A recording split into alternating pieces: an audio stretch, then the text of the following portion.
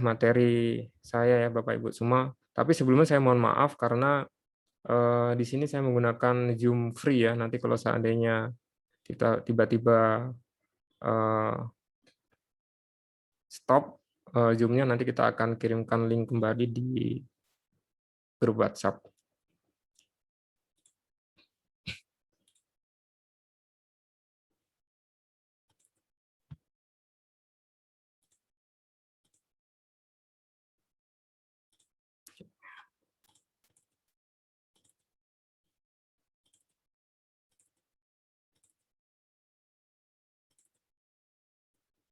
Ya, di sini kelihatan ya presentasi saya Bapak Ibu semua ya.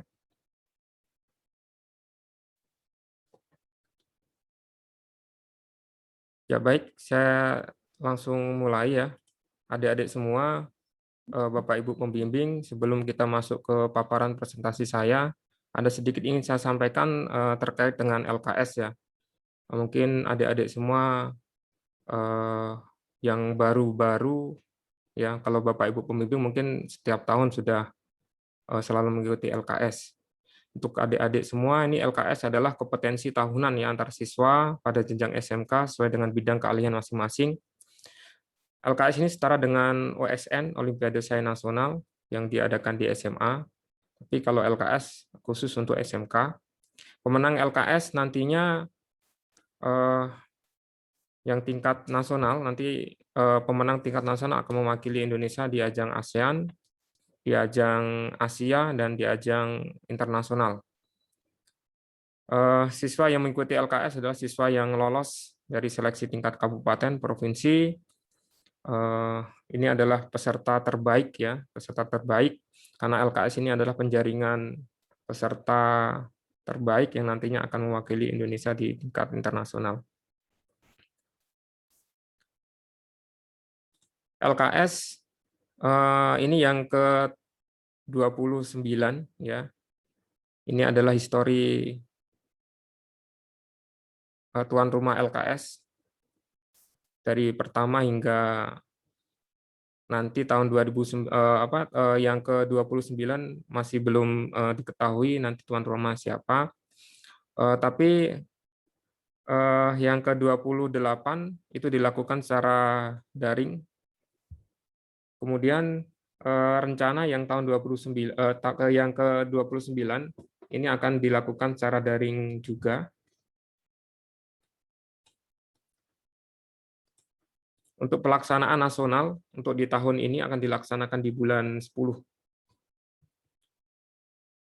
Baik, saya lanjutkan kembali. Adik-adik semua, sekarang posisi adik-adik semua ada di sini ya. Ada di regional kompetisi. Nanti pemenang dari regional kompetisi akan mewakili provinsi masing-masing masuk ke tingkat nasional. Di tingkat nasional nanti peserta terbaik mendapatkan kesempatan untuk melakukan seleksi nasional persiapan ke ASEAN Skill, Skill Asia maupun Skill internasional. Skill ASEAN tahun 2023 nanti akan dilaksanakan di Singapura. Skill Asia nanti akan dilaksanakan di Malaysia. Kisaran tahun 2022, kalau tidak 2023. Skill internasional nanti akan dilaksanakan di Shanghai, Cina, itu tahun 2022. Jadi adik-adik sekarang memiliki kesempatan untuk mengikuti skill internasional nanti di Perancis ya, di tahun 2024. Saya lanjutkan kembali. Ini adalah histori dari ASEAN Skill Kompetisi. Dari tahun 2004 hingga tahun 2018. Di sini ingin saya garis bawahi yang perwakilan Jawa Timur ya. Selama 2004 hingga sekarang peserta dari Jawa Timur ini ada 2 peserta ya. Tahun 2006, terus yang baru kemarin itu tahun 2018. Nah, ini Mas Khairul dari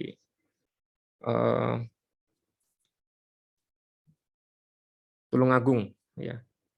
Ini kemarin mendapatkan medali emas dan kita alhamdulillah 5 kali berturut-turut di ajang Asian Skill kita mendapatkan medali emas.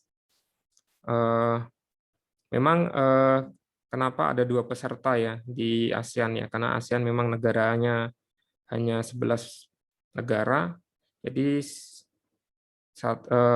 satu negara bisa mengirimkan 2 peserta dan mereka bisa bersaing ya, sama-sama bersaing. Baik, saya lanjutkan kembali. Kemudian histori di WorldSkill kompetisi, ini alhamdulillah dari Jawa Timur juga sudah cetak histori ya, Mas Khairul Abdullah tahun 2019 di Kazan, ini mendapatkan medali for excellence. Kita 4 kali berturut-turut mendapatkan medali for excellence, tapi kita masih belum bisa tembus ke medalian ya, ke gold, silver, bronze. Kita masih di bawahnya, masih di excellent. Karena memang berat juga di WorldSkill ya. Ini sebenarnya kita sangat sedikit apa ya, sedih juga karena adanya pandemi ini kita tidak bisa mengirimkan kompetitor di ajang ASEAN Skill ya yang ada di Singapura kemarin. Jadi yang ASEAN Skill Singapura kemarin di cancel. Jadi peserta yang telah mengikuti TC di tempat kita akhirnya tidak bisa berangkat ya. Ini adalah pemenang LKS tahun 2018 ya. Seharusnya berangkat di ASC 2021 ya. Ini yang juara 1 ya. Yang sebelah kiri ini juara 1 yang paling gemuk ya. Yang tengah ini juara 2, yang paling kanan ini juara 3 di LKS 2018 di NTB. Jadi teman-teman ada gambaran ya. Memang persiapannya panjang sebenarnya ya. Jadi teman-teman nanti siapa yang menang ya masuk ke tingkat nasional nanti tidak langsung berangkat ke WorldSkill atau ASEAN Skill ya. Jadi nanti ada tahapan seleksi sama kakak-kakak tingkat. Nah, jadi ini sangat disayangkan sekali ya. Ini anak-anak ini sangat luar biasa. Ya, target prediksi kami sih mereka dapat double double goal ya. Tapi ya karena pandemi jadi belum rezeki mereka. Dan sekarang mereka ini kerja di yang sebelah kiri kerja di PT Denso, yang di tengah kuliah eh, di Undip Jawa Tengah, yang kanan ini kuliah di Politeknik Negeri Ujung Pandang, Makassar. Saya lanjut. Nah, ini adalah total pencapaian medali di Training Center Indonesia ya. Total Asian Skill kita ada 5 medali emas, 4 silver, bronze, dan kita ada 2 medali for excel Best Nation. Best Nation ini peserta terbaik ya. Di World Skill Asia baru diadakan sekali dan kita mendapatkan silver. Kemudian di World Skill Internasional kita baru medalian for excellence. Ya, baik, saya akan lanjut lagi. Nah, saya di sini saya akan langsung ke LKS ya, adik-adik semua, Bapak Ibu pembimbing. Terkait dengan bidang elektronik, apa saja panduan kita yang akan kita jadikan acuan untuk pelaksanaan LKS. Yang pertama, seharusnya ada panduan teknis dari panitia provinsi ya. Panduan teknis ini berisikan tentang panduan pelaksanaan ya. Nanti di situ juga terdapat pembagian-pembagian lokasi lomba, terus syarat-syarat untuk mendapatkan medali juara 1, juara 2, juara 3 ini range-nya di berapa. Nah, ini ada di panduan teknis. Tapi sampai sekarang saya belum menerima panduan teknis ya, mungkin masih menyusul. Kemudian ada kode etik, seharusnya ini ada, tapi saya juga sampai sekarang belum mendapatkan tentang kode etik. Kode etik ini tentang panisme ya, kalau seandainya terjadi hal-hal yang tidak diinginkan, eh, apa yang kebijakan apa yang harus diberikan ya, eh, dari panitia, dari penyelenggara hingga dari juri ya kepada peserta. Kemudian yang selanjutnya adalah deskripsi teknis. Nah, ini yang harus adik-adik semua kuasai ya. Oke, saya akan lanjutkan kembali. Ini adalah juri untuk kejuaraan elektronik. Nanti ada 3 juri. Yang pertama saya sendiri, yang kedua Bapak Rudi, kemudian yang ketiga Pak Bambang Supriyanto. Ya mungkin Bapak Ibu sudah familiar ya. Baik, mungkin tahun ini agak sedikit berbeda ya. Saya juga baru pertama kali ini diminta untuk menjadi juri di Provinsi Jawa Timur, karena memang saran dari Pusat Prestasi Nasional di regional itu kalau bisa ada 1 juri nasional dan 2 juri dari lokal agar bobot materi atau bobot soal itu setiap provinsi sama dan mengacu ke nasional. Jadi seperti itu. Oke, baik Bapak Ibu semua, kita posisinya sekarang ada di tanggal 11 Mei ya, dan pelaksanaan lomba itu tanggal 27 hingga 29 Mei. Nah, eh, kita ada waktu 16 hari persiapan. Ini memang sangat mepet sekali ya Bapak Ibu semua ya. Biasanya persiapan itu 3 bulan gitu ya, 3 bulan, 2 bulan gitu ya. Tapi ini kemarin agak sedikit kaget juga ya, waktu ditelepon sebagai juri dan saya tanyakan tanggalnya setelah Lebaran gitu. Ini agak kaget juga dan eh, terkait dengan soal juga saya mempertimbangkan hal ini juga Bapak Ibu semua. Baik, saya akan langsung masuk ke tes project.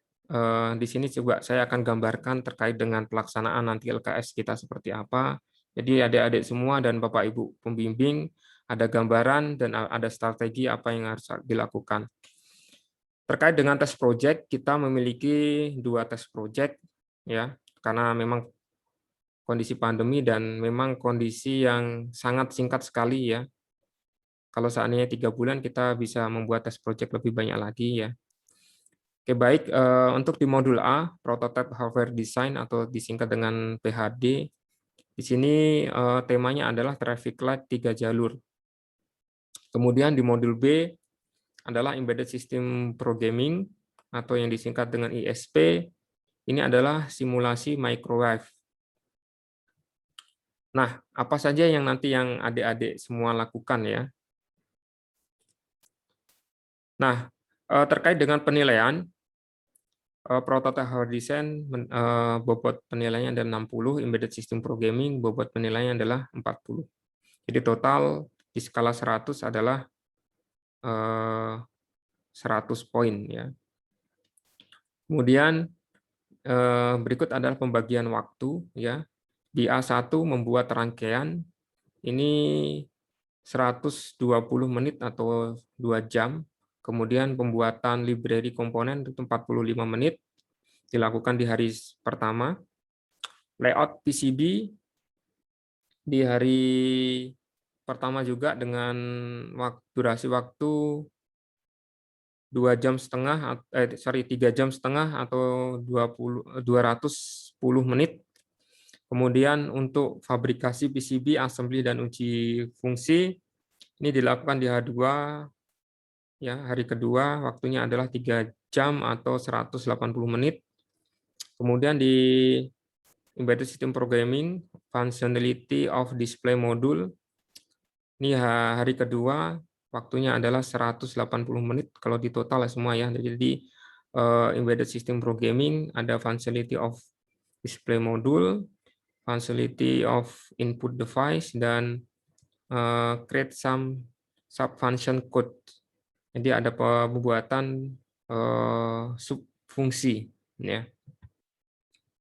Dan nanti juga akan kami jelaskan apa yang dimaksud dengan pembuatan fungsi, ya. Saya akan lanjutkan lagi. Ya, baik, ini yang di fase A1. Jadi fase A1 nanti teman-teman pada saat melaksanakan lomba, ini akan mendapatkan dokumen soal dalam bentuk PDF, ya. Kemudian lembar jawaban dalam bentuk Word, kemudian datasheet, komponen, dan library komponen. Ini nanti akan disimpan dalam flash disk dan diberikan ke masing-masing peserta. Waktunya adalah 120 menit. Output dari kegiatan ini adalah lembar jawaban dalam bentuk Word, kemudian simulasi di project board. Jadi teman-teman semua, di A1 ini peserta akan diminta membuat skematik, kemudian peserta diminta untuk melakukan simulasi, tapi dalam real, yaitu di project board atau di protobot.